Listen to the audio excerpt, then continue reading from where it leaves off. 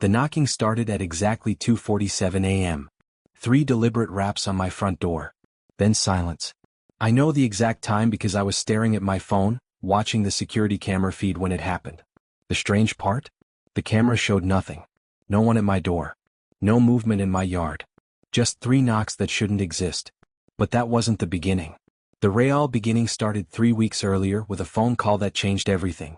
Welcome to the Night Seminium. If you love true scary stories that send shivers down your spine, you're in the right place. Tonight, I'm sharing something that happened to me across multiple weeks when I was completely alone in my house. A series of events that changed how I see the darkness around us. Events that taught me we're never truly alone, even when we think we are. This isn't just one story. It's 3 interconnected experiences that built upon each other, each more terrifying than the last, until I discovered a truth that I'm still trying to accept. A truth about the house I thought I was renting, about the life I thought I was living, and about the thin boundary between existence and something else entirely. Chapter 1. The Phone Call. My name is Marcus and I work remotely as a software engineer. 3 weeks before the knocking incident, I was living in a cramped studio apartment in downtown Portland, sharing space with my roommate Jake and his collection of vintage synthesizers. The arrangement had worked for 2 years, but Jake had gotten a job offer in Seattle and was moving out at the end of the month. I spent days scrolling through rental listings, looking for something I could afford on my own. Portland's rental market is brutal, especially for single-income tenants. Everything decent was either too expensive or already taken. I was starting to panic about finding a place when my phone rang at 11:30 p.m. on a Tuesday. The caller ID showed a local number I didn't recognize. Hello, Marcus? The voice was elderly, female, with a slight accent I couldn't place. My name is Eleanor Hartwell. I understand you're looking for a rental property. I hadn't given my number to any landlords recently, so I was immediately suspicious. How did you get this number? I have a house that might interest you. It's been difficult to find the right tenant. Most people don't appreciate what it has to offer. She described a 2-story house on Maple Street, completely furnished, with a home office, high-speed internet already installed, and rent that was almost too good to believe. When I asked why the rent was so low, she said the house required someone who would appreciate its history and character. It needs someone who understands that some places have their own personality, she said. Someone who won't be put off by a house that's a little particular. The conversation felt strange, but the rental market was competitive enough that I couldn't afford to be picky. We arranged to meet the next day so I could see the property. That night, I had the first of what would become recurring dreams. I was standing in a house I'd never seen before, but it felt familiar. The rooms were larger than they should have been, with shadows that moved independently of any light source. In the dream, I could hear voices coming from other rooms, conversations that stopped whenever I tried to get close enough to understand what was being said. I woke up with the distinct impression that the house in my dream was waiting for me. The next morning, I drove to Maple Street to meet Eleanor Hartwell. The address she'd given me led to a dead-end street lined with old oak trees. The house sat at the very end, partially hidden behind overgrown landscaping that gave it an isolated, private feeling. Eleanor was waiting on the front porch when I arrived. She appeared to be in her 70s, with silver hair and sharp blue eyes that seemed to take in everything at once. She wore a long coat despite the warm weather, and she moved with the careful precision of someone who'd learned not to make unnecessary noise. "You're exactly what I was hoping for," she said as I approached. "The house has been waiting for someone like you." The comment struck me as odd, but I followed her inside. The house was beautiful in a way that felt almost too perfect. Every room was furnished with antiques that looked expensive but well-maintained. The hardwood floors gleamed, the windows were spotless, and everything was arranged with the kind of attention to detail that suggested someone had spent considerable time making sure everything was exactly right. "The previous tenant took excellent care of everything," Eleanor explained as we toured the rooms. "He was very particular about maintaining the house's character." "What happened to him?" "He moved on to his next adventure," she said, which wasn't really an answer. The house had everything I needed. A spacious living room with a fireplace, a modern kitchen with high-end appliances, 2 bedrooms upstairs, and a finished basement that would be perfect for a home office. The rent included utilities, internet, and even a parking space in the detached garage. "It seems too good to be true," I admitted. Eleanor smiled. "The house chooses its occupants as much as they choose it. When there's a good match, everything falls into place naturally." She handed me a lease agreement that was already filled out with my information. Everything was correct, down to my social security number and employment details, information I was certain I hadn't provided during our brief phone conversation. How did you know all this about me? The house told me, she said, as if that was a perfectly normal explanation. It has ways of learning about potential residents. I should have been more concerned about the privacy implications, but the rental market pressure made me willing to overlook things I might normally question. I signed the lease and handed over the security deposit and first month's rent in cash, as Eleanor had requested. You can move in whenever you're ready, she said. The house is eager to welcome you. That afternoon, I gave notice to my current landlord and started making arrangements to move. Jake helped me pack, though he seemed uneasy about the whole situation. Something feels off about this, he said as we loaded boxes into my car. You met this woman once, and now you're moving into her house with no background check, no references, no real lease negotiation. It's weird, Marcus. Weird but practical, I replied. I need a place to live, and this solves all my problems. That's what worries me. When something solves all your problems at once, it's usually creating new ones you haven't recognized yet. I dismissed his concerns as typical Jake paranoia, but his words stayed with me as I drove to Maple Street with my first load of belongings. The move-in process was strangely effortless. All my electronics worked perfectly as soon as I plugged them in. The internet connection was faster than advertised. Even my furniture seemed to fit the house's aesthetic better than it had in my previous apartment. It was as if the house had been designed specifically for me and my belongings. Eleanor stopped by that evening to check on how I was settling in. The house seems to like you, she observed, looking around at how naturally my possessions had integrated with the existing furnishings. That's a good sign. Do you live nearby? I asked, realizing I didn't know anything about my new landlord beyond her name and phone number. I'm never far away, she said. The house will let me know if you need anything. After she left, I spent the evening exploring my new home more thoroughly. Every room felt comfortable and familiar, as if I'd been living there for years rather than hours. The house had excellent acoustics. I could hear every small sound clearly, from the settling of the wooden structure to the whisper of air moving through the vents. It was also remarkably quiet. Despite being in the middle of a residential neighborhood, I couldn't hear any traffic, neighbors, or urban background noise. The silence was so complete it was almost oppressive. That first night I had trouble sleeping. Not because I was uncomfortable, but because the house felt too comfortable. It was like being welcomed by a place that understood me better than I understood myself. Every creak and whisper seemed purposeful, as if the house was adjusting itself to accommodate my presence. Around 2 a.m., I heard what sounded like footsteps in the hallway outside my bedroom. Slow, deliberate steps like someone was walking back and forth. I assumed it was normal house settling sounds and tried to ignore it, but the pattern was too regular to be random structural movement. I got up and checked the hallway.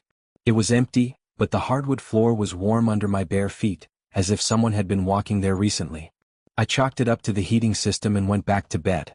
The footsteps continued for about 20 minutes, then stopped abruptly. The next morning, I found a note on my kitchen counter that I was certain hadn't been there the night before. It was written in elegant handwriting on expensive paper. Welcome home, Marcus. We hope you'll be happy here. Please let us know if you need anything to make your stay more comfortable. It wasn't signed and I had no idea who us referred to. Eleanor, possibly, though I didn't remember giving her a key. I made a mental note to ask her about it when we spoke next. Over the following days I settled into a routine. Work during the day, dinner alone in the spacious kitchen, evening relaxation in the living room, then bed around midnight. The house seemed to anticipate my needs. The temperature was always perfect, the lighting was always just right, and I never heard any of the typical urban noise that had been a constant background in my previous apartment. But I did hear other things. Conversations in rooms I wasn't in. The sound of dishes being washed in the kitchen while I was upstairs. Footsteps in the hallway at all hours. Music playing softly from somewhere I could never quite locate. The sounds weren't threatening, but they were constant and unexplainable. When I investigated, I never found sources for any of the noises. The kitchen was always empty when I heard dishwashing sounds. The hallways were always vacant when I heard footsteps. The music stopped whenever I got close to where it seemed to be coming from. I started keeping a log of the incidents, thinking there might be a pattern that would help me identify the cause. Over the course of a week, I documented over 30 separate unexplained sounds, all occurring between 10 p.m. and 4 a.m. The log showed that the activity was increasing. The first night I'd only noticed the hallway footsteps. By the end of the week, I was hearing sounds throughout the house almost continuously during the nighttime hours. I called Eleanor to ask about the house's history and whether previous tenants had reported similar experiences. Every house has its own character, she said when I described what I'd been hearing. Older homes especially tend to be more expressive. You'll get used to it. Are you saying this is normal? Normal is relative, Marcus. The house is communicating with you. That's actually a positive sign. It means you're settling in well. Communicating what? That depends on what you're ready to hear. The conversation left me more confused than reassured, but I decided to give it time. Maybe I would get used to the house's character, as Eleanor suggested. That weekend I had my first visitors. My sister Amy and her husband David drove down from Seattle to see my new place. Their reaction was immediate and unsettling. "Something feels wrong here," Amy said within minutes of walking through the front door. "The air is too thick and it's way too quiet." David, who was usually skeptical of anything supernatural, kept looking over his shoulder as I gave them the tour. "Are you sure you're living here alone?" he asked. "It feels like there are people in the other rooms." "That's just the acoustics," I said, though I knew exactly what he meant. They stayed for dinner, but both seemed eager to leave before dark. As we were saying goodbye, Amy pulled me aside. "Marcus, I'm worried about you. You look tired and you're acting different. This place doesn't feel safe." "Different how?" "You keep responding to sounds that aren't there. During dinner, you looked toward the kitchen 3 times like someone was calling your name, but we didn't hear anything." I hadn't been aware I was doing that, but as soon as she mentioned it, I realized she was right. I had been hearing my name called throughout the evening, but the voices had been so subtle I'd been responding unconsciously. After they left, I spent the night paying careful attention to what I was hearing. The usual household sounds were there, but underlying them was something else. Voices too quiet to understand but definitely present. Conversations happening just below the threshold of clear perception. I tried recording the sounds with my phone, but the playback was always silent. Whatever I was hearing wasn't being captured by the microphone, which meant either the sounds weren't real or they existed in a frequency range my phone couldn't detect. That night, I decided to confront whatever was happening directly.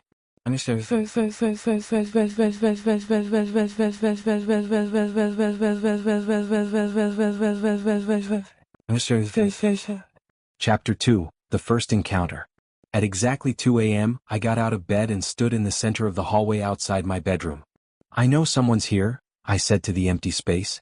"I can hear you moving around. I can hear you talking. If you want to communicate with me, now's your chance." The house became completely silent. Even the normal settling sounds stopped. It was as if the entire structure was holding its breath. Then, slowly I began to hear footsteps. Not random creaking but deliberate steps coming up the stairs from the first floor. Someone was walking through my house, making no attempt to hide their presence. The footsteps reached the top of the stairs and paused. I could sense someone standing at the other end of the hallway, though I couldn't see anything in the darkness. "Who are you?" I asked. No response, but the footsteps resumed, walking slowly down the hallway toward me. I turned on the hallway light and saw nothing, but I could hear each step clearly as whatever was making them approached my position. The footsteps stopped directly in front of me. "What do you want?" I whispered. The air in front of me became cold, and I felt a presence close enough to touch. Not threatening but definitely there. Watching me, evaluating me, trying to decide something. Then I heard a voice. Not spoken aloud but somehow communicated directly into my mind. "We want you to stay." The voice was male, middle-aged, with an accent that sounded vaguely European. It carried emotions along with the words. Loneliness, hope, and something that felt like desperate need. "Who are you?" "We are the ones who came before. We are the ones who stayed." "How many of you are there?" Instead of answering, the presence moved away from me. I followed the sound of footsteps back down the hallway, down the stairs, and into the living room. The footsteps stopped in front of the fireplace. I turned on the living room lights and saw something that made my heart race. There were impressions in the carpet as if multiple people were standing around the room. Not footprints exactly, but areas where the carpet fibers were compressed, showing the outlines of feet and the edges of clothing. "You're all here right now," I said, understanding flooding over me. "We're always here. This is our home. But it's my home too. I'm renting it. You are welcome to share it with us. We have been waiting for someone who could hear us, someone who could see the signs." I looked around the room, counting the impressions in the carpet. There were at least 8 distinct figures surrounding me, all invisible but clearly present. "What happened to you?" The response came not as words but as images flooding into my mind. I saw flashes of different time periods, different people living in this house. A woman in 1990s clothing cooking in the kitchen. A man in a business suit from the 1980s working at a desk in the basement. A young couple from the 2000s watching television in the living room where I now stood. All of them had lived in this house. All of them had died while living here. And all of them had refused to leave. You died here? We died while here. Car accidents, heart attacks, strokes, cancer. Natural deaths, but deaths that occurred while this place was our home. Our attachment to this space was so strong that we remained when our bodies failed. That's impossible. Is it? You've been living with us for weeks. You've heard us, felt our presence, seen the signs of our existence. We are no more impossible than you are. The logic was undeniable. I had been experiencing clear evidence of their presence since my first night in the house. The sounds, the feelings of being watched, the notes, the warm floors, the conversations just below hearing. All of it had been them trying to communicate with me. What do you want from me? We want you to acknowledge us. We want you to accept that we share this space. We want you to help us understand what has happened to us. You don't know that you're dead? We know our bodies stopped working. We know we had funerals. We know our families grieved. But we are still here, still conscious, still existing in the place we called home. We are not gone. I spent the rest of that night in the living room, asking questions and receiving answers that challenged everything I thought I understood about life and death. The entities in my house were not traditional ghosts. They were the consciousness of people who had been so attached to their home that they had refused to move on when their physical existence ended. They explained that the house itself had become a kind of anchor point, a place where strong emotional connections could override the normal process of death. People who had found true happiness and contentment in this space became unable to leave it, even when their bodies were no longer viable. How long have you been here? Time works differently for us. Feels like yesterday, but it also feels like forever. We experience all our moments in this house simultaneously. Past, present, and future blend together. Are you trapped? We are home. Whether that constitutes being trapped depends on your perspective. As dawn approached, the presence around me began to fade. Not leaving, but becoming less accessible, as if the daylight hours were more difficult for them to manifest during. We will speak again, the voice assured me. Now that you know we are here, communication will become easier. I spent that day researching the house's history online. Public records showed that it had been built in 1987 and had changed hands frequently over the decades. Most residents stayed for 1 to 3 years before moving on. But when I dug deeper, I found obituaries for several people who had died while living at this address. Robert Hayes, 1991, heart attack at age 45. Lisa Morrison, 1993, car accident at age 31. Michael Thompson, 1995, stroke at age 52. The list continued through the decades, right up to the most recent entry. David Rodriguez, 2018, cancer at age 38. Each obituary mentioned that the deceased had loved their home on Maple Street, and had found great happiness there during their time as residents. Each one also mentioned that they had died peacefully, surrounded by the comfort of familiar surroundings. I called Eleanor Hartwell to ask about the house's history and the deaths that had occurred there. Every home accumulates emotional energy over time, she said. Some places become repositories for happiness, contentment, and deep attachment. When people form strong connections to a space, those connections can transcend physical limitations. Are you saying the house is haunted? I'm saying the house is loved. The people who have lived there found something special, something that made them reluctant to leave even when circumstances required it. Even when they died? Especially when they died. Death is just another circumstance that most people assume requires leaving. But what if it doesn't have to? Eleanor, how long have you owned this house? There was a long pause before she answered. I don't own it, Marcus. I'm simply its caretaker. I help it find residents who will appreciate what it has to offer. Who does own it? The people who live there. All of them. Past, present, and future. That night, I was ready when the presence returned. I had prepared questions, theories, and a digital recorder, hoping to capture evidence of our communications. The entities were more visible this time, or perhaps I was becoming more sensitive to their manifestations. I could see vague outlines moving around the room, suggestions of human forms that became clearer when I didn't try to look at them directly. Thank you for accepting us, the voice said. It has been lonely trying to communicate with residents who couldn't hear us. How many people have lived here who couldn't hear you? Most of them. The ability to perceive us seems to require a specific type of openness, a willingness to accept that reality is more flexible than most people believe. What happened to the ones who couldn't hear you? They lived their normal lives and moved on when their leases ended. They were never aware of our presence, though we were always aware of theirs. But some could hear you? A few. You are the first in several years who has been both able to perceive us and willing to engage with us directly. I spent hours that night learning about my invisible housemates. Robert Hayes had been an accountant who worked from home and rarely left the house. He had found such peace in the solitude and routine that he had never wanted to live anywhere else. When his heart attack occurred, his attachment to the house had been stronger than his attachment to physical existence. Lisa Morrison had been an artist who had converted the basement into a studio. She had created her best work in this house and had considered it her sanctuary from a chaotic world. Her car accident had happened on the way home from an art show, and her last conscious thought had been about getting back to her studio. Michael Thompson had been a writer who had found inspiration in the house's quiet atmosphere. He had completed 3 novels while living here and had been working on a 4th when his stroke occurred.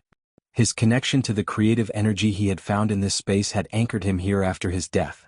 Each story followed a similar pattern. People who had found something in this house that they had never found anywhere else, something so meaningful that they had been unable to let go of it even when their bodies failed them. "Are you happy?" I asked. "We are content. We exist in the place that brought us the most joy during our physical lives. We are surrounded by others who understand the attachment we feel to this space. We are not alone." "But are you happy?" Happiness was what we found here while we were alive. What we experience now is different, but it is not unhappiness. We are at peace. Over the following weeks, I developed a routine that accommodated both my normal life and my interactions with the entities. Days were for work, errands, and normal activities. Evenings were for conversations with my housemates, learning their stories and helping them process their experiences. They taught me to see the house differently. Every room had emotional significance for someone who had lived there. The kitchen held Lisa Morrison's memories of quiet morning coffee routines.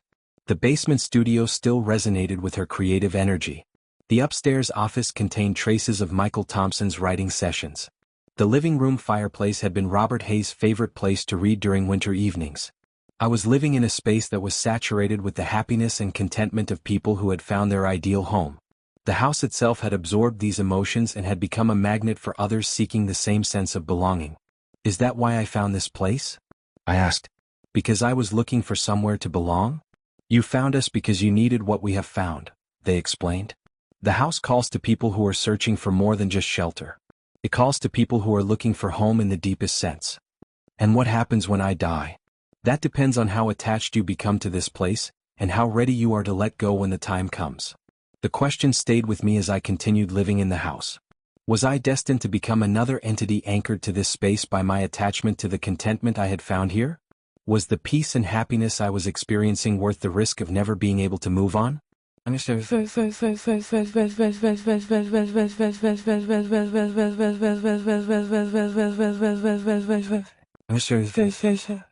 Chapter 3: The Deepening Connection. As autumn arrived, my connection to both the house and its unseen residents deepened considerably. What had started as nighttime conversations had evolved into a constant awareness of their presence throughout the day. I could sense their movements, their emotional states, and sometimes even their thoughts. The house itself seemed to be responding to this increased connection. Rooms were always at the perfect temperature before I entered them. Books I was interested in reading would appear on tables where I hadn't left them. My computer would have programs open that I needed but hadn't thought to start. It was as if the house was anticipating my needs and taking care of them before I was even aware of them myself. My work productivity had never been higher. The home office in the basement, which had been Michael Thompson's writing space, seemed to channel creative energy that enhanced my coding abilities. I was completing projects faster and with greater innovation than I had ever managed before. My employer was impressed enough to offer me a permanent remote position with a significant salary increase. The timing was perfect, as I was finding it increasingly difficult to leave the house for extended periods. Not because I was physically prevented from leaving, but because being away from it felt wrong, incomplete, like part of me was missing when I wasn't within its walls. I mentioned this to my sister Amy during one of our weekly phone calls. "Marcus, that doesn't sound healthy," she said. "You're describing an unhealthy attachment to a place. Maybe you should consider talking to someone about it." "I'm not unhealthy. I'm happier than I've ever been. My work is going great, I'm saving money, and I finally feel like I'm living somewhere that fits who I am." "But you never leave. When's the last time you went to a restaurant or a movie or hung out with friends?" I realized I couldn't remember. Not because the events hadn't happened, but because they felt irrelevant compared to the satisfaction I found in my daily routines at the house. I don't need those things anymore, I said. I have everything I need here. That's what worries me. After that conversation, I made an effort to spend more time away from the house. I went to coffee shops to work, visited museums, even went on a few dates with people I met through online apps. But every experience felt hollow compared to the richness of life I had found on Maple Street. The entities in the house understood this completely. The world outside becomes less appealing once you find your true home, Robert Hayes explained during one of our evening conversations. Why settle for temporary pleasures when you can have permanent contentment? But is it healthy to be so attached to one place? Health is relative, Lisa Morrison added. We were all healthier emotionally and spiritually while living in this house than we had ever been anywhere else. Our physical health eventually failed, as everyone's does, but our essential selves found their ideal environment here. What about growth, new experiences, meeting new people? Growth continues, Michael Thompson assured me. We are still learning, still developing, still experiencing new things. The difference is that our growth is now internal rather than external. We are exploring the depths of consciousness and existence rather than the breadth of physical experience. Their words made sense to me in a way that my sister's concerns did not. Why should I force myself to engage with a world that felt increasingly foreign when I had found a place where everything felt natural and right? As winter approached, I noticed that my physical appearance was changing. Not aging exactly, but becoming more refined, more suited to the house's aesthetic. My clothing choices naturally gravitated toward styles that complemented the antique furnishings. My posture improved, my movements became more deliberate and graceful. Even my voice seemed to develop more sophisticated tones. I was becoming a better version of myself, shaped by the refined atmosphere of my environment. The entities encouraged these changes. The house brings out the best in its residents, they explained.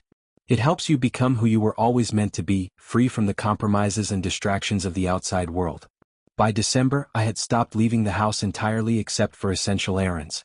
Everything I needed could be delivered, and everything I wanted was available within the walls of my home. My work was entirely remote, my social interactions were with my housemates, and my entertainment came from the extensive library and music collection that previous residents had accumulated over the decades. I was perfectly content. My family became increasingly concerned. Amy started calling daily, and when I didn't answer consistently, she threatened to drive down for an unannounced visit. "Marcus, you're scaring us," she said during our last phone conversation. "You sound different, you're isolating yourself, and you won't let anyone visit. This isn't normal." "Normal according to who?" I replied. "I'm happy, productive, and at peace. Isn't that what everyone wants? Not if it means cutting yourself off from everyone who cares about you." "I'm not cut off. I'm just selective about the energy I allow into my space." The conversation ended with Amy saying she was going to drive down whether I wanted her to or not. I told her she wouldn't find me home, though I had no intention of actually leaving. That night, I discussed the situation with the entities. "Your family doesn't understand what you've found here," they said. "They're operating from fear of change rather than recognition of growth. Should I be worried about their concerns? You should be aware that the outside world will try to pull you back into patterns that no longer serve you. The key is to stay centered in the truth of your experience rather than being swayed by others' misconceptions. What if they try to force me to leave? No one can force you to leave your true home. The house will protect what belongs to it." 3 days later, Amy arrived unannounced, just as she had threatened. I watched through the front window as she parked in the driveway and walked up to the porch. She knocked loudly and called my name, but I didn't answer. Something about her energy felt aggressive and disruptive, incompatible with the peace I had cultivated. She kept knocking and calling for nearly 20 minutes before giving up and leaving. That evening she called my phone repeatedly, but I didn't feel compelled to answer. Her concerns belonged to a version of me that no longer existed. The entities were supportive of my decision. "You are learning to prioritize your own well-being over others' expectations," they said. "This is an important step in your development." I feel bad about hurting her. You are not hurting her. You are simply choosing not to participate in her attempts to pull you away from your happiness. She will eventually accept that you have found something she cannot understand. Christmas passed without any contact with my family. I spent the holiday with my housemates, sharing stories about their favorite Christmas memories from when they were alive. The house was decorated with ornaments and lights that had appeared without any effort on my part, creating a festive atmosphere that felt both nostalgic and timeless. It was the most peaceful Christmas I had ever experienced. By January, I realized that I couldn't remember the last time I had left the house. Not because I was prevented from leaving, but because the idea of leaving had become so foreign that it never occurred to me. Everything I needed was provided, everything I wanted was available, and everyone I cared about was present in the house with me. I was living the perfect life.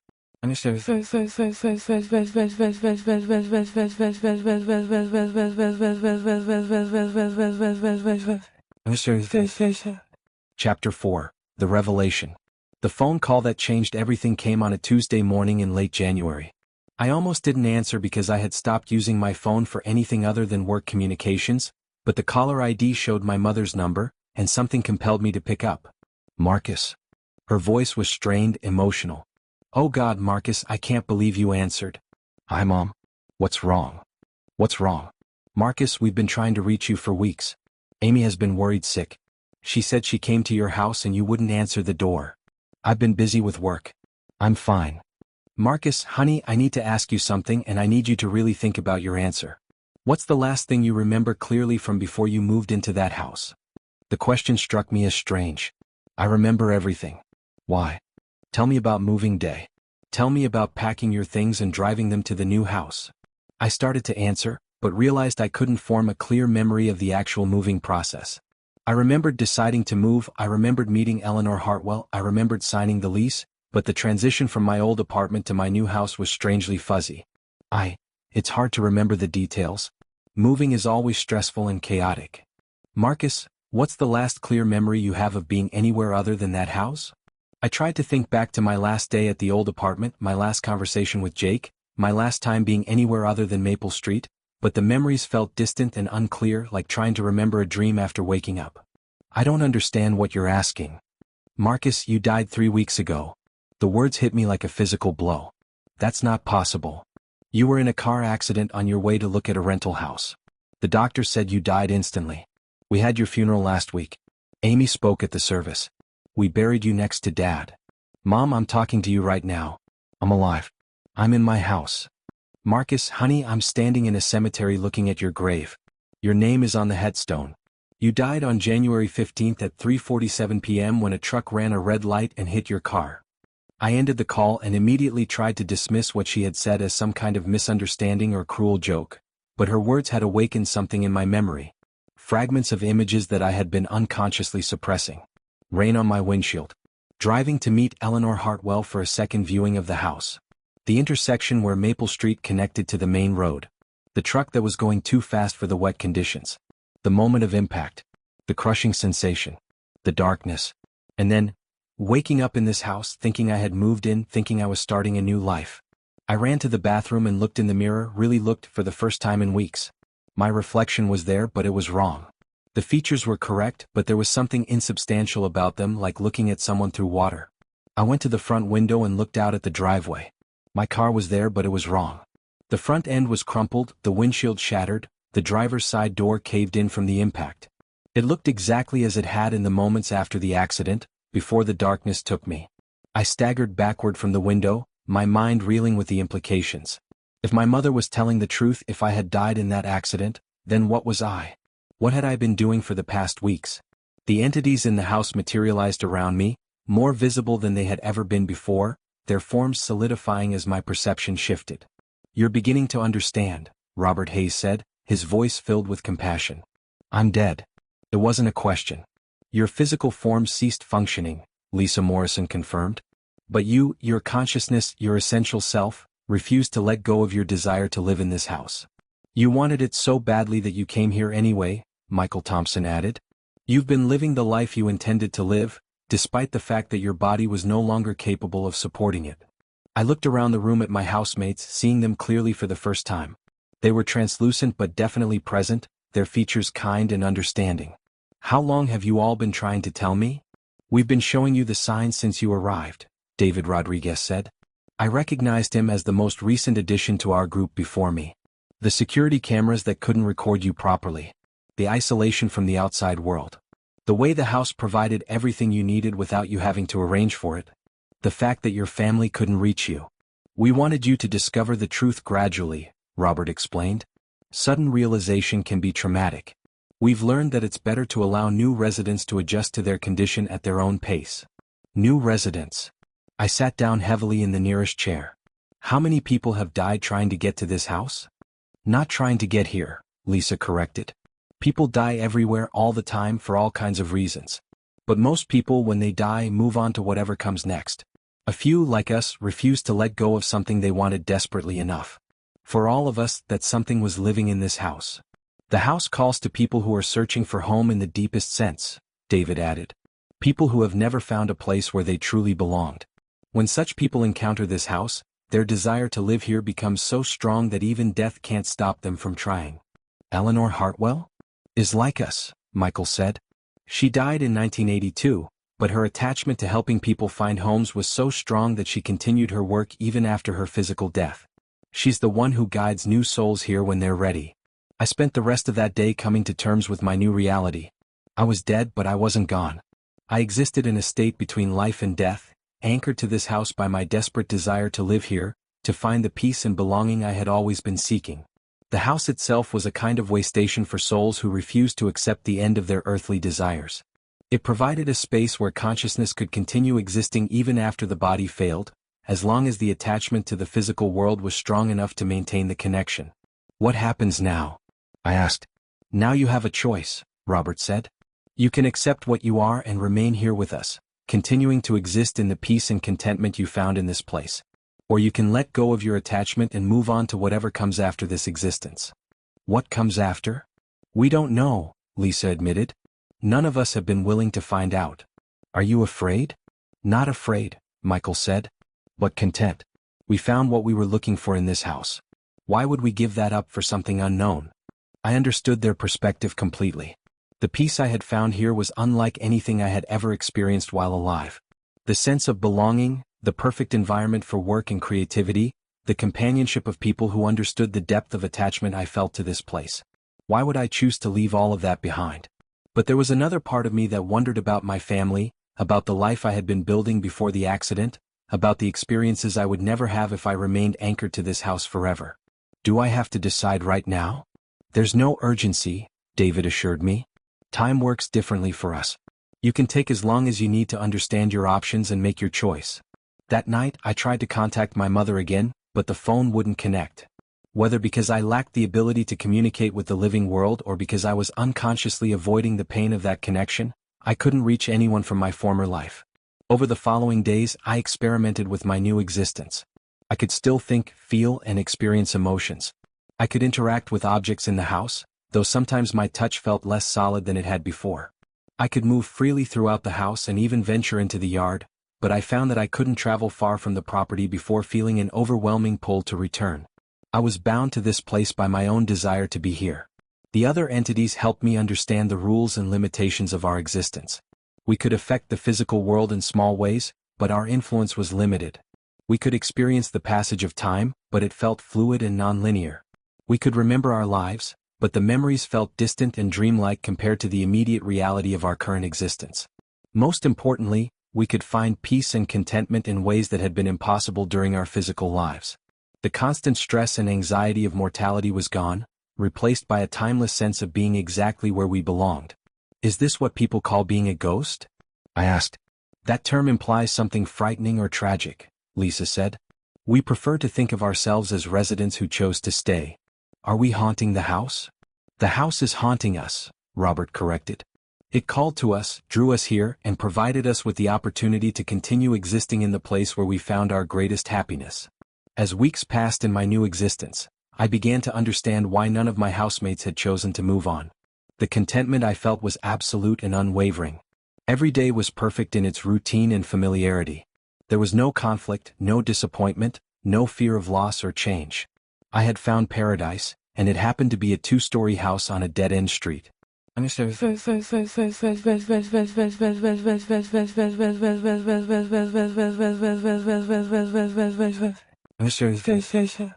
Chapter 5, The New Arrival.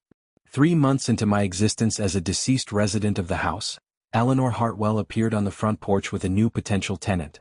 I watched from the living room window as she conducted the same tour she had given me, explaining the house's character and unique requirements.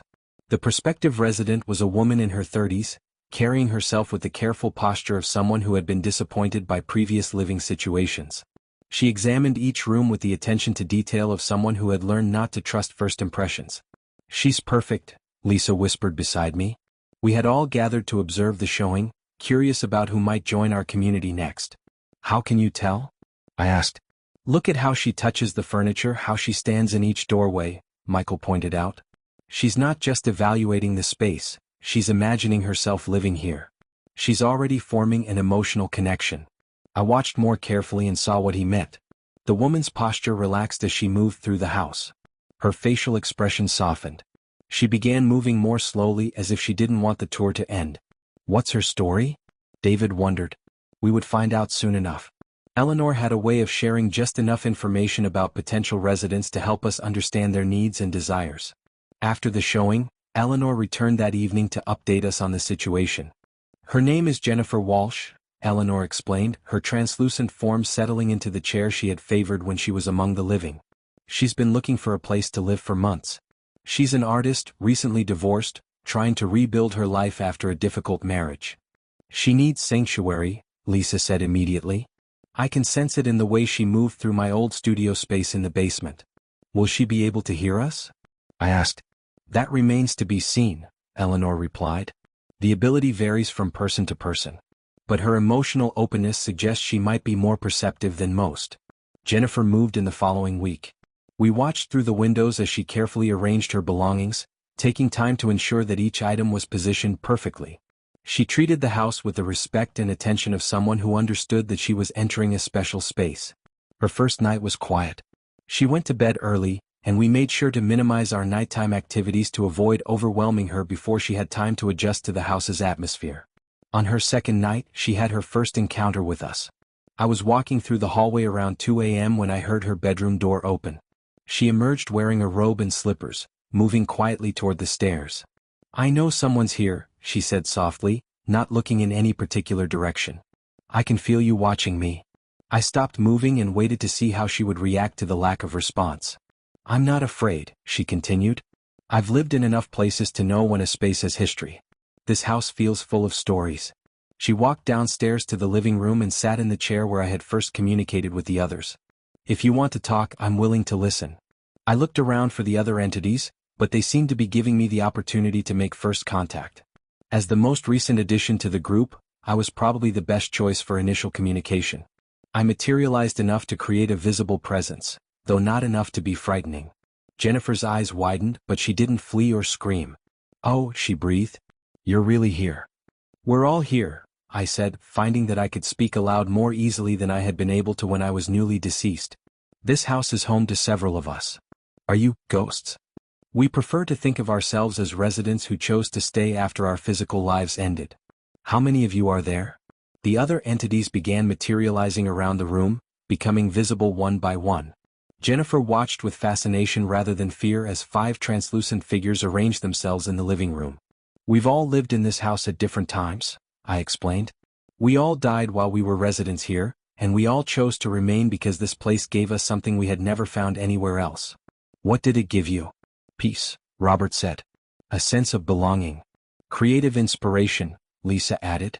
"The perfect environment for work and contemplation," Michael contributed. "Home," David summarized. "In the truest sense of the word." Jennifer looked around the room, taking in each of our forms. "Are you happy?" "We are content," I answered. "We exist in the place that brought us the most joy during our physical lives. We are surrounded by others who understand our attachment to this space. We are not alone." "Can you leave if you want to?" "We don't want to leave," Lisa said. "That's the point. We found our ideal existence here." Jennifer spent the next hour asking questions about our experiences, our history with the house, and our current existence. She was remarkably accepting of the situation, treating us as interesting roommates rather than supernatural phenomena to be feared. "I've been searching for a place like this my entire life," she admitted. "Somewhere that feels right, where I can focus on my art without the distractions and complications of the outside world. If you're all happy here and if you don't mind sharing the space, then I think this could work." From that night forward, Jennifer became a full participant in our household dynamic. She would chat with us during her evening art sessions in the basement, ask for our opinions on her work, and include us in her daily routines. She brought a warmth and vitality to the house that enhanced everyone's existence. More importantly, she brought fresh perspective to our understanding of what we had become. "You're not trapped," she observed during one of our conversations. "You're not even really dead in any meaningful sense. You're just existing in a different form in the place where you belong." "How do you figure that?" David asked. "You think, you feel, you create, you interact, you form relationships. Those are the activities that define consciousness and life. The fact that you don't have physical bodies doesn't negate the reality of your existence." Her words helped us reconceptualize our situation in more positive terms. We weren't the spirits of dead people haunting a house. We were conscious beings who had transcended physical limitation to continue existing in our ideal environment. Jennifer's presence also brought new energy to our creative activities.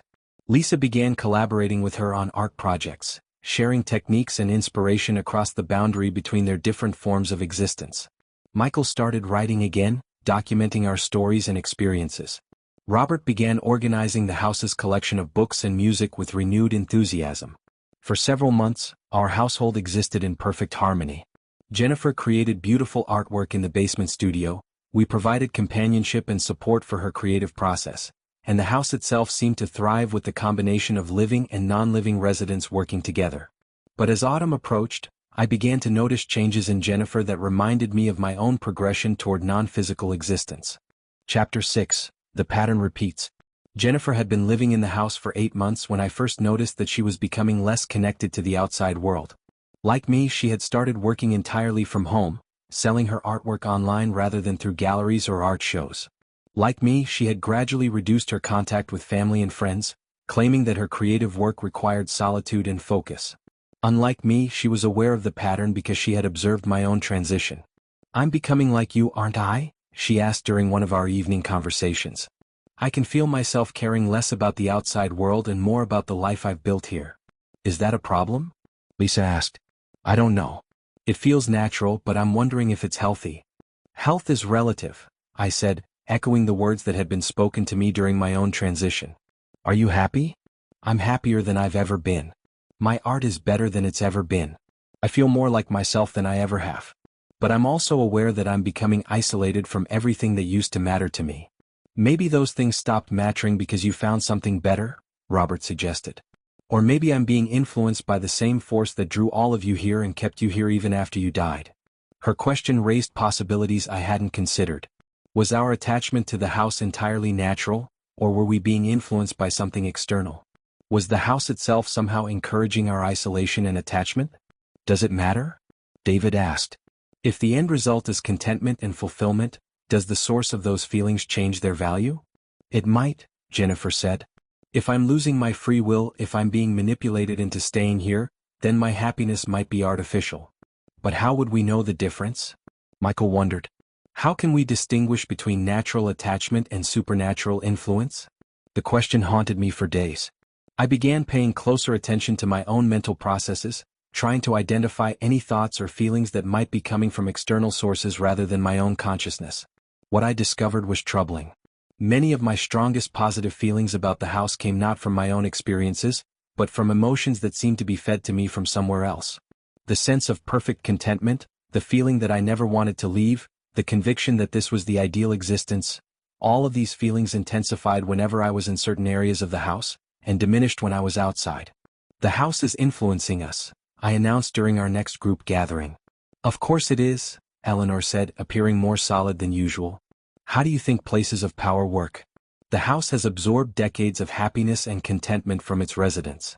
That energy influences everyone who lives here. But are we choosing to stay or are we being compelled to stay? Does the distinction matter if the result is happiness? It matters if we're losing our ability to make free choices." Eleanor regarded me with an expression I couldn't read. "Marcus, do you want to leave?" I tried to access my genuine feelings about leaving the house, and found that I couldn't form a clear desire one way or the other. The idea of leaving felt foreign and wrong, but I couldn't tell if that was my natural response or an implanted compulsion. "I don't know," I admitted. "Then perhaps the influence isn't as controlling as you fear. You still have the capacity for doubt and questioning. If the house were truly controlling your mind, you wouldn't be able to consider alternatives." Her logic was sound, but I remained concerned about the implications for Jennifer. She was still alive, still had a physical existence that could be compromised by supernatural influence. I shared my concerns with her during one of our private conversations. "I've been thinking about that too," she said. "I've been trying to test my own free will by making decisions that go against my inclinations. Such as, I tried to leave the house for a weekend trip last month. I made hotel reservations, packed a bag, even put the luggage in my car. But when the time came to actually drive away, I found excuses to postpone the trip. The hotel was too expensive, the weather forecast was poor, I had too much work to finish." Were those real concerns or manufactured excuses? That's what I can't figure out. They felt real at the time, but in retrospect they seem like rationalizations. Have you tried leaving for shorter periods? Yes, and that's where it gets interesting. I can leave for a few hours without any problem. I can run errands, go to the store, even meet friends for coffee. But anything longer than about 6 hours starts to feel wrong, urgent, like I need to get back home. That's exactly how I felt before I died.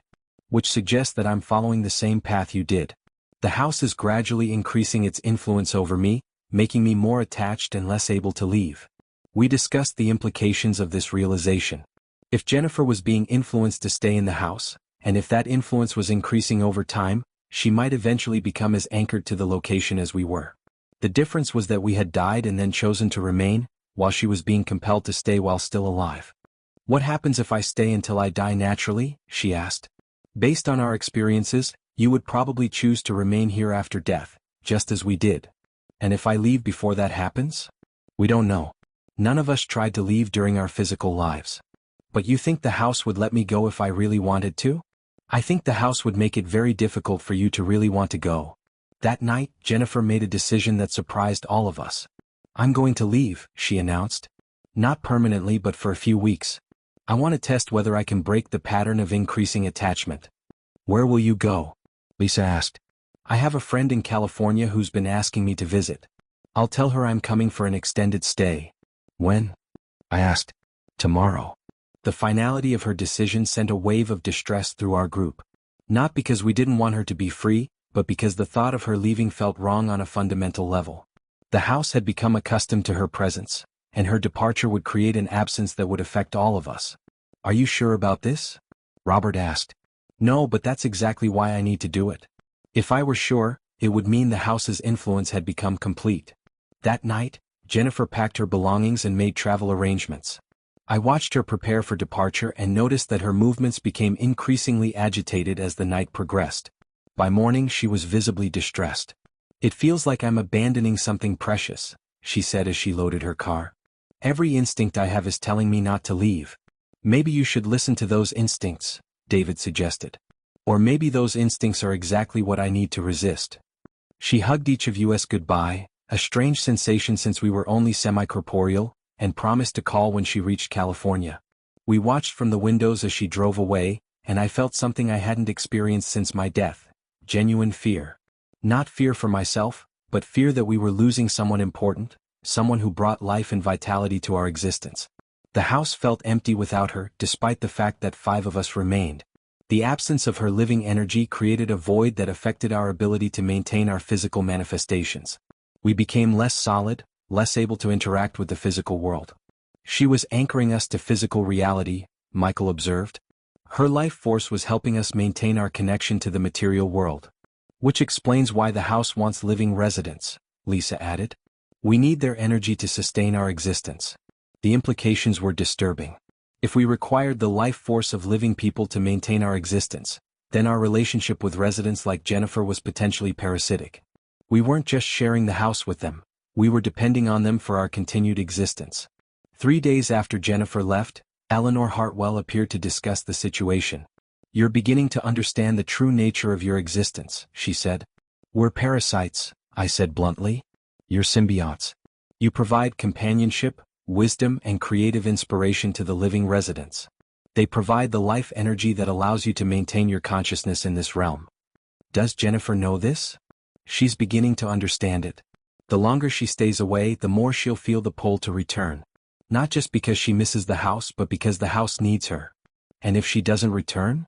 Then you'll all fade until the next living resident arrives. That's horrible. Is it?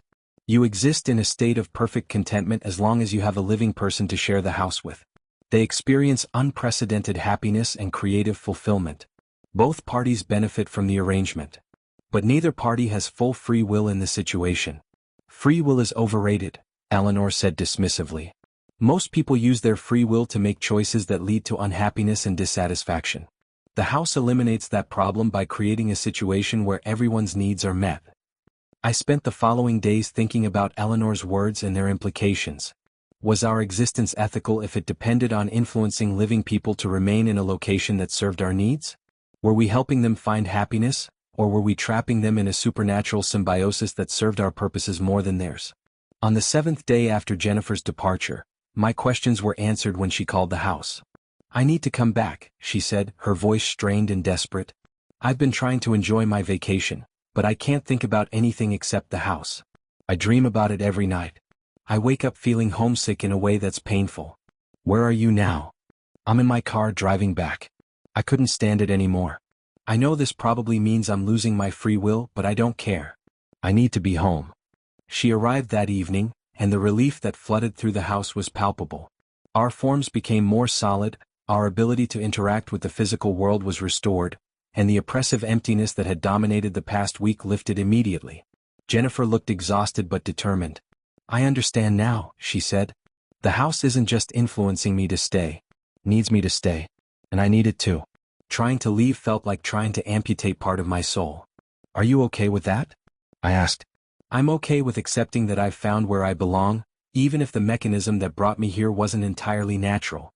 The happiness I feel here is real, even if it's enhanced by supernatural means." "And you're not worried about what happens when you die?" "If I die here and if I choose to stay after death like all of you did, then I'll have achieved immortality in the place where I'm happiest. That doesn't sound like a terrible fate." Her acceptance of the situation helped the rest of us come to terms with the ethical ambiguity of our existence. We weren't monsters feeding on human life force, and we weren't entirely innocent victims of supernatural circumstances. We were conscious beings who had found a way to continue existing in partnership with living people who shared our deep attachment to this particular place. Chapter 7. The Current Reality. That brings us to the present moment, 6 months after Jennifer's return from her failed attempt to leave permanently. Our household has settled into a new equilibrium based on honest understanding of our interdependent relationship. Jennifer continues to create beautiful artwork in the basement studio, her productivity enhanced by the creative energy that flows through the house. We provide her with companionship, historical perspective, and the kind of deep understanding that comes from sharing the same profound attachment to this place. She has accepted that she will probably live here for the rest of her physical life, and that she will probably choose to remain here after death. Rather than seeing this as a loss of freedom, she views it as having found her true home, the place where she can exist as her most authentic self. We have all accepted that our continued existence depends on maintaining a symbiotic relationship with living residents, and that the house itself plays an active role in creating and sustaining these relationships. The ethical implications remain complex, but the practical reality is that everyone involved experiences genuine happiness and fulfillment. New people continue to inquire about renting the house. Eleanor Hartwell continues to screen potential residents, looking for individuals who are seeking more than just shelter, people who are searching for home in the deepest sense of the word. Some potential residents are turned away because they wouldn't be compatible with our unusual living situation. Others are welcomed because they have the emotional openness and deep need for belonging that makes them suitable partners in our ongoing existence. The house itself continues to evolve, absorbing the happiness and contentment of each new resident, becoming more adept at providing exactly what each individual needs to feel at home. It's a living entity in its own way, shaped by the collective desires and attachments of everyone who has ever found sanctuary within its walls. I've stopped questioning whether our existence is natural or supernatural, ethical or exploitative.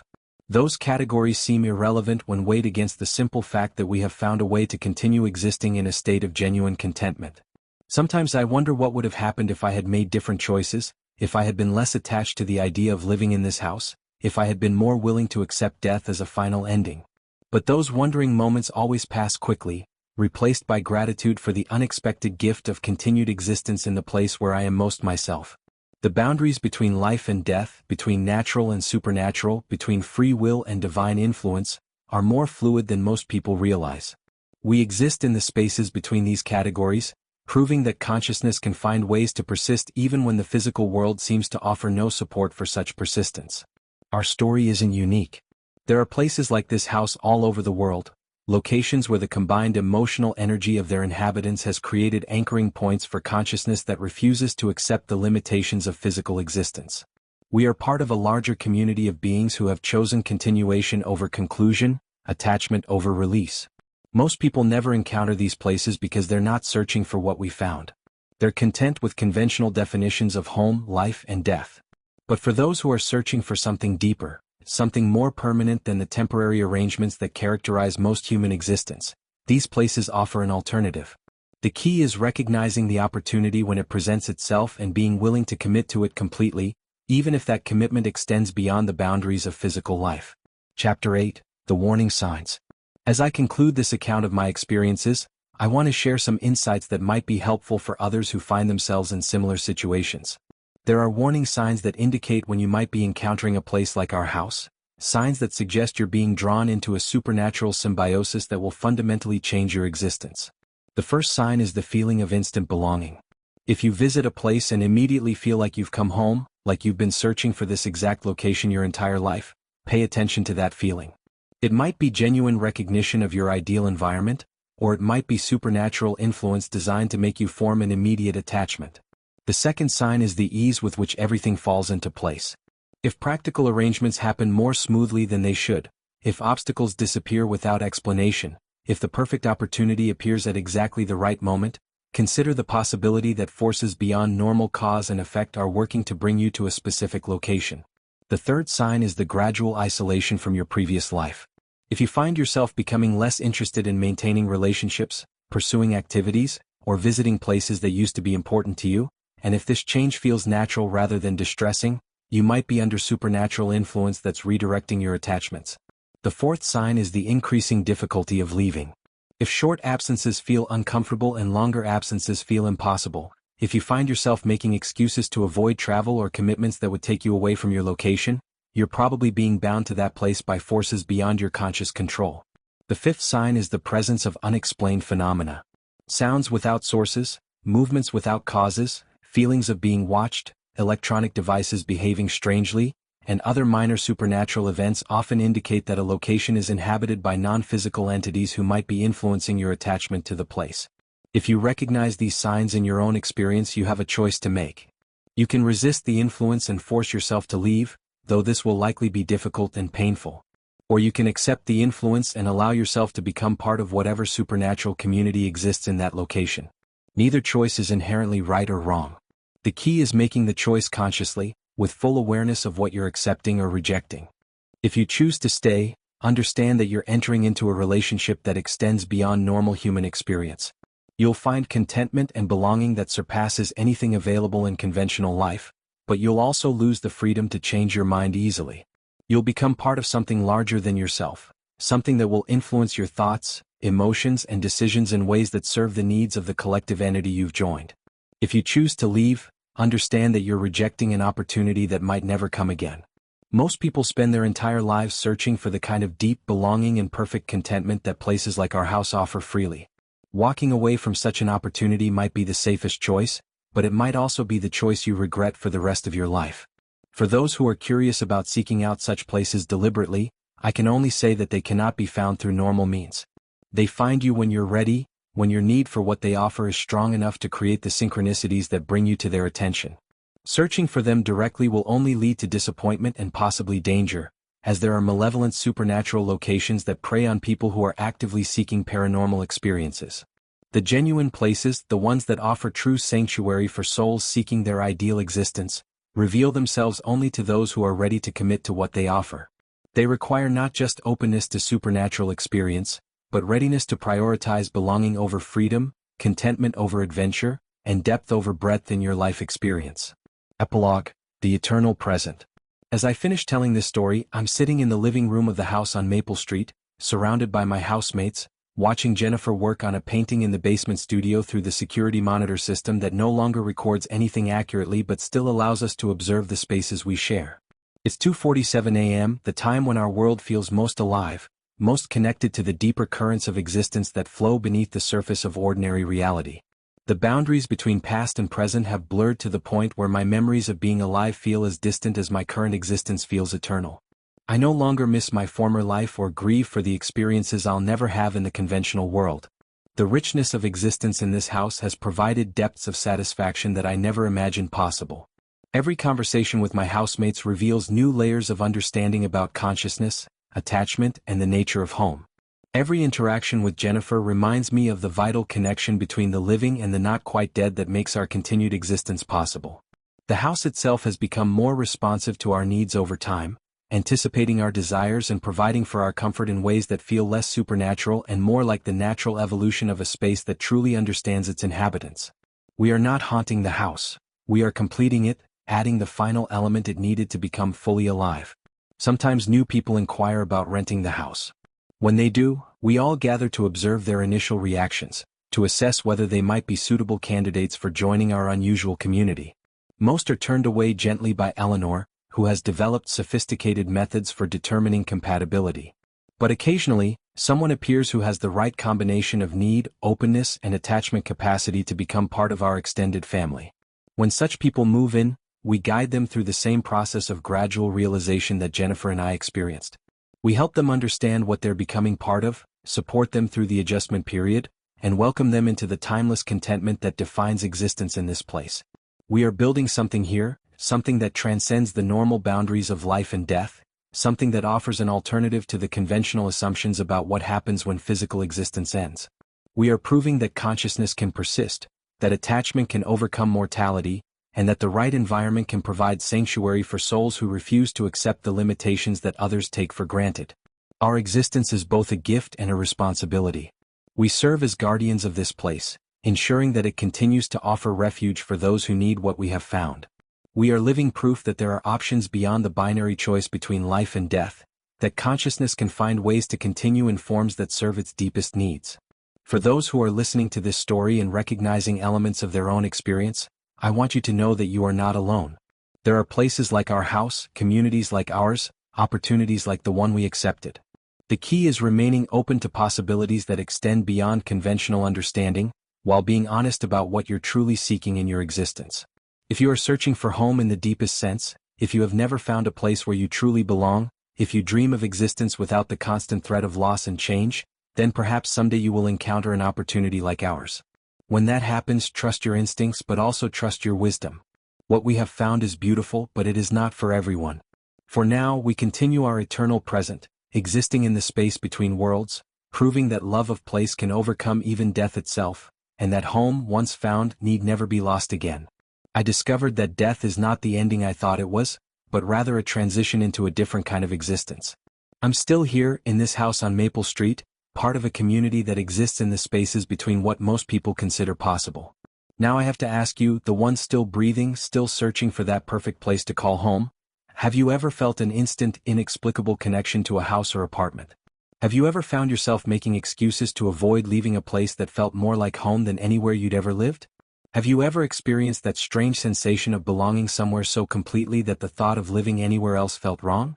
Maybe you've encountered sounds in your home that don't match what your security cameras record. Electronics that behave independently of your control. The persistent feeling of being watched when you know you're alone. Conversations happening in other rooms that stop the moment you investigate. Footprints that appear without explanation. Doors that open and close by themselves. Perhaps you've dismissed these experiences as stress, fatigue, or an overactive imagination. But what if they're not? What if they're signs that you're living in a place where the boundary between worlds has worn thin? What if invisible residents are trying to communicate with you, to welcome you into a community you never knew existed? Think about your current living situation. Do you find it increasingly difficult to leave for extended periods? Are you more content at home than you've ever been anywhere else? Have friends and family commented that you seem different, more isolated, more attached to your space than is typical? Do you feel like your house understands you in ways that people don't? These could be the early signs that you're developing the kind of attachment that transcends physical existence. You might be in the process of forming a bond with a place that will persist even beyond death itself. I want to hear from you. Share your experiences in the comments below. Tell me about the houses that felt too perfect, the apartments where everything fell into place too easily, the homes where you felt instantly at peace.